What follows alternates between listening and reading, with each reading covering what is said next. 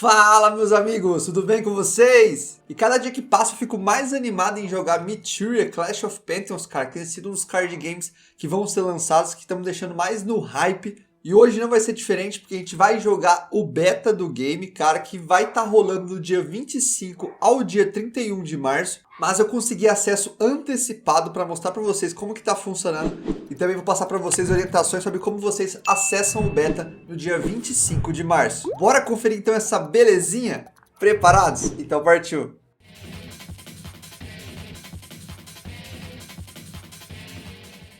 Antes de mais nada, então, quero mostrar para vocês aqui que no dia 25 de março vai estar sendo liberado o beta público para você poder jogar, cara. Isso é bem legal, porque ele vai ficar por 6 dias rodando 24 horas. Então você vai poder testar exaustivamente o game, que também vai ter uma premiação. Você aí conseguir jogar e reportar bugs dentro do jogo, vai ter uma pool de $2.000 que vão estar sendo distribuídos para essas pessoas que colaborarem com essa busca pelos bugs para melhorar ainda mais o game. Então você paga os $20 para os primeiros 100 colocados que colocarem bugs válidos ali na lista. Mas antes de falar tudo isso aqui, que tem bastante informação sobre o evento em si, vamos primeiro conhecer o jogo, ver como que está o beta, que eu estou ansioso para jogar aqui, depois a gente volta. A gente está aqui já na tela inicial do game. Obviamente isso aqui é uma versão alpha ainda, não é a versão definitiva. Então tem muitas coisas que ainda estão inacessíveis, vocês podem ver, não tem tantas opções assim. A ideia realmente é poder ver como a gameplay está funcionando, é isso que a gente vai fazer. Agora, com relação ao alpha que a gente jogou um tempo atrás, eles adicionaram mais 2 deuses, cara. Antes a gente tinha só o Ares e o Poseidon, agora a gente tem o Zeus, olha que bolado, o Zeus. E também o deus dos mares vietnamita, cara. Olha que bacana o Tuitin, esse rapaz aqui. Vamos tentar fazer uma partida com os dois para vocês verem. Começando aqui pelo Zeus. Como esse acesso antecipado foi bem limitado, tá? Eu tive que gravar o vídeo ali falando com eles, jogando contra um dos pessoais que está trabalhando no projeto. Então eu não consegui gravar enquanto eu jogava, tá? Então eu vou fazer esse vídeo diferente em cima da partida que eu fiz. Principalmente para explicar um pouquinho os novos decks, né, cara? Que a gente tem 2 novos decks, como vocês viram lá, que é o Zeus e o Tuitin. Um muito famoso aí, o deus dos deuses da Grécia, e o outro deus dos mares do Vietnã, cara. Isso é bem legal, porque, como eu disse, traz novas culturas pra gente. A gente não fica limitado somente àquelas que a gente conhece. Mas, falando um pouquinho aqui sobre os que estão liberados e a partida deles pra gente, tá? Aqui, por obséquio do destino, é uma partida entre Zeus e o Tuitin, então eu vou conseguir explicar um pouquinho os dois na mesma partida, tá? O Zeus, vou até dar uma pausa aqui para vocês entenderem, ele tem como base o uso dessas spells, essas magias de dano de relâmpago, cara. Isso é bem legal, que é condizente com o que ele faz na vida real. Como vocês podem ver, aqui eu vou aproveitar um pouquinho para explicar alguns detalhes também que são importantes.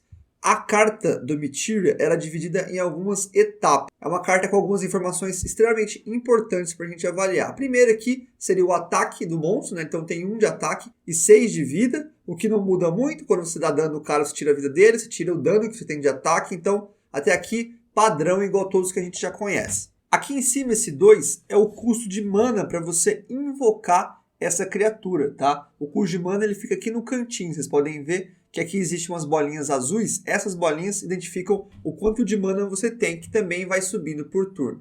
E aqui embaixo é o tanto de shards que você possui. Esses shards são muito importantes porque você vai ver quantos mais shards você coloca em cima do seu deus, mais habilidades você vai liberando dele, vai ficando mais forte.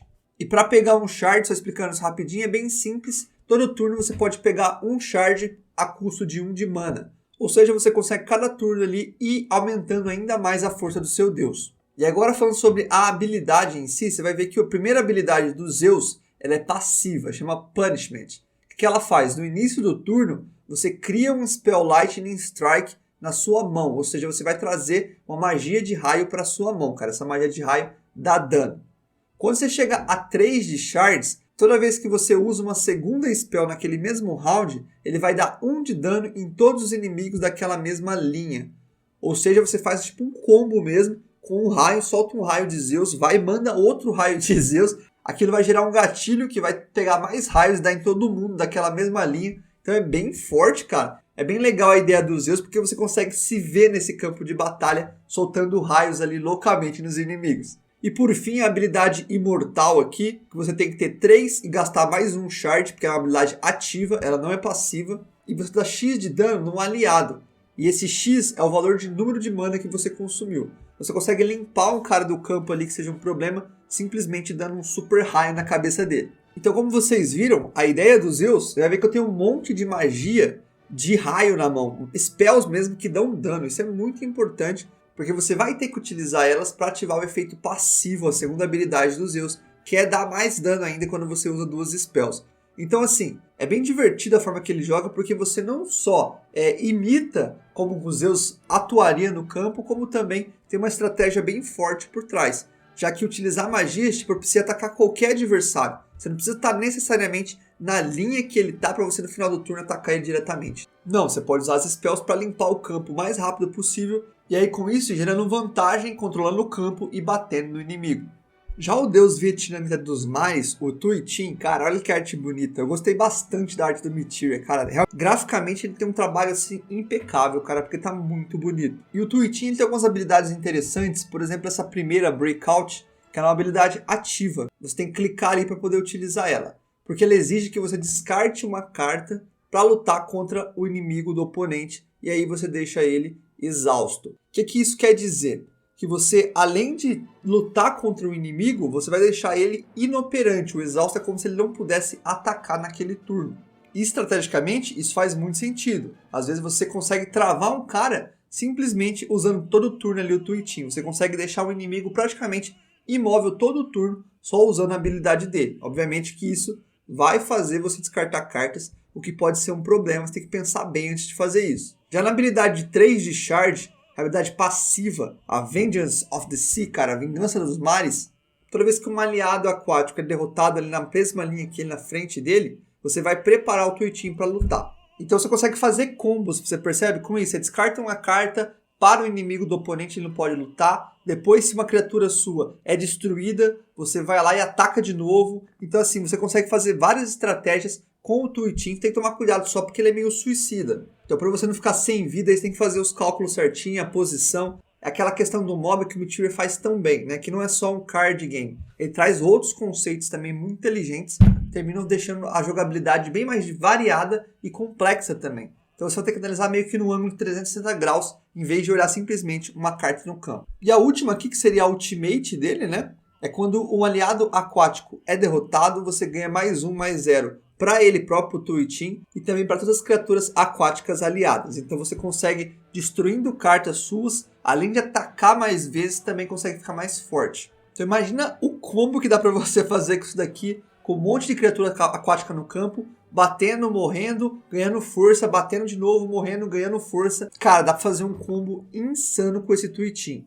Então assim, eu não vou mostrar para vocês, obviamente, a partida inteira, porque vai levar muito tempo aí. E como não sou eu que estou jogando, termina ficando um pouquinho chato de vocês acompanharem. Mas fiquem sabendo que além dos dois deuses que já foram liberados, o Ares e o Poseidon, eles estão mostrando agora um deck amarelo, que é o deck dos Zeus, e um deck roxo, que é o deck do Tuitin.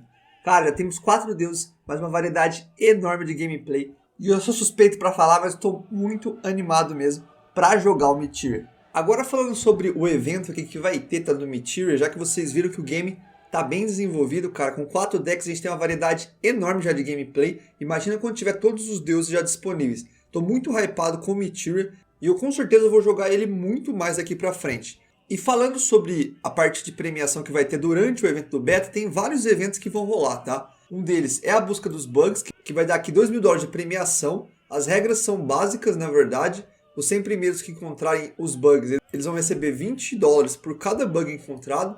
Lembrando que se tiver duplicado, o primeiro que reportar é o que vai receber a premiação, os outros não contam. E aí tem um forms aqui que você precisa cumprir também alguns requisitos para estar reportando esse bug e concorrendo à premiação. Além disso, vai existir um esquema para jogar contra os desenvolvedores, cara. Um cara chamado Game Master, ele vai aparecer aleatoriamente em partidas ali. E se você ganhar dele, você vai ganhar $50. Olha que da hora, mano. Então se encontrar esse cara na ranqueada aí, amassa ele que você vai ganhar dinheiro.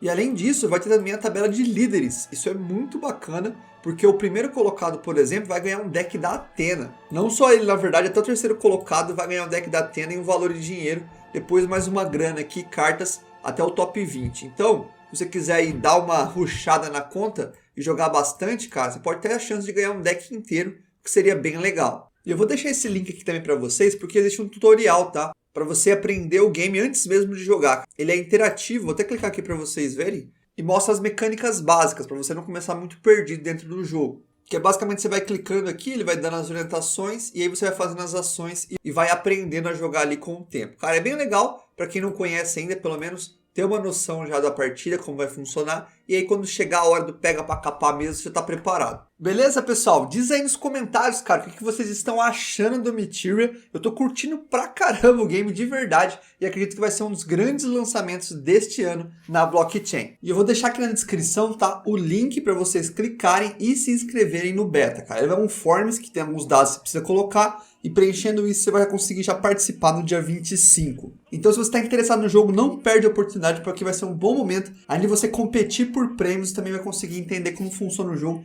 e testar aí por conta própria. Por hoje é isso então, foi um prazer imenso ter vocês aqui comigo nesse vídeo. Até o próximo. Tchau, tchau.